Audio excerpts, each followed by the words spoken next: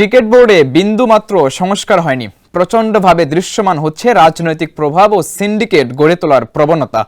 ফ্যাসিবাদের দোসরদের সঙ্গে কয়েকজন বোর্ড কর্তার সখ্যতা রয়েছে বলেও অভিযোগ আনলেন বাংলাদেশ ক্রিকেট বোর্ডের ম্যাচ রেফারি দেবব্রত পাল।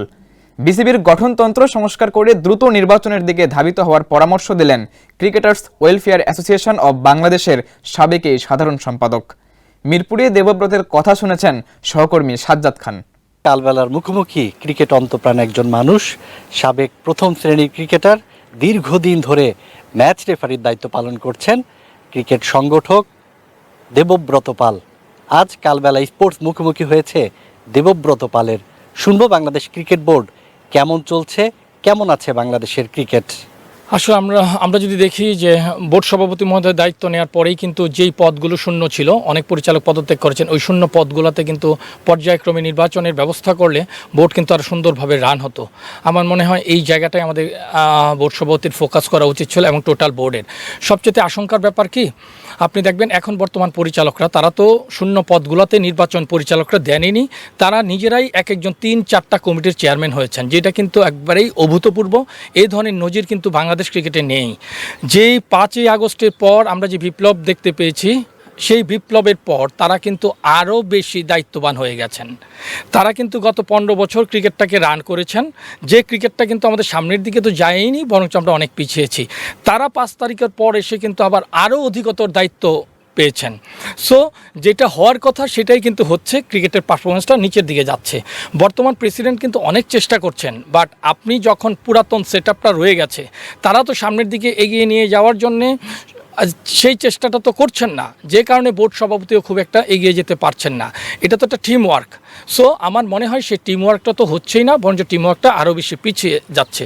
সো এই মুহূর্তে যদি আপনি ক্রিকেটের উত্তরণের কথা ভাবেন, নতুন কমিটি ছাড়া এটার কোনো বিকল্প নাই। যেখানে দীর্ঘদিনের পরীক্ষিত সৎ সংগঠকরা এসে বাংলাদেশ ক্রিকেটের যদি হাল না ধরা হয়, তাহলে কিন্তু বাংলাদেশ ক্রিকেটের ভবিষ্যৎ অত্যন্ত অন্ধকারাচ্ছন্ন। আমাদের নির্বাচনটা কিন্তু এখন খুব দ্রুতই কিন্তু হওয়া উচিত, বাট নির্বাচনের আগে আপনাকে ভাবতে হবে বাংলাদেশ ক্রিকেট বোর্ড এদেশের সরকারের বাইরে কিছু নয়, কোনো প্রতিষ্ঠানের বাইরে কিছু নয়। সো আপনি যদি দেখেন প্রত্যেকটা প্রতিষ্ঠানে কিন্তু সংস্কার হচ্ছে, বাট ক্রিকেট বোর্ড একমাত্র প্রতিষ্ঠান যেখানে এত কিছুর পরেও কিন্তু ক্রিকেট বোর্ডে বিন্দুমাত্র সংস্কার সাধিত হয়নি। এটা আপনার গঠনতন্ত্রের সংস্কার হয়নি, প্রশাসনিক কাঠামোতেও কোনো প্রকার সংস্কার হয়নি। আমি জানি না এটার অন্তরায়গুলো কী কী। আমি আগেও বলেছি, বর্তমান গঠনতন্ত্রে কোনোভাবেই 25 জন পরিচালক হন। বর্তমান গঠনতন্ত্রের আলোকে সৎ নিষ্ঠাবান পরিচালক নির্বাচিত হওয়া অনেক কঠিন, তাই সংস্কার প্রয়োজন। যদি এই কনস্টিটিউশন সঠিকভাবে সংস্কার হয়, তাহলে ডেফিনেটলি আমরা যারা ক্রিকেটের সঙ্গে দীর্ঘদিন যাবত আছি, আমরা নির্বাচনে অংশগ্রহণ করব। তবে নির্বাচনের পরিবেশ থাকতে হবে। আমরা যদি দেখি এখনও ক্রিকেট বোর্ডে আপনার প্রায় সকল পরিচালক 15-16 বছর যাবৎ তারা আছেন, তাদেরকে চেয়ারে বসে নির্বাচন রেখে এক গঠনতন্ত্রে কোনো পরিমার্জন না করে কখনোই একটি ভালো এবং কাঙ্ক্ষিত নির্বাচন কিন্তু হতে পারে না। কাজেই আমরা চাই যে আপনার একটা সুন্দর কাঠামোর ভেতরে নির্বাচিত হোক, যেন সৎ দক্ষ যারা সংগঠক আছেন তারা আসতে পারেন।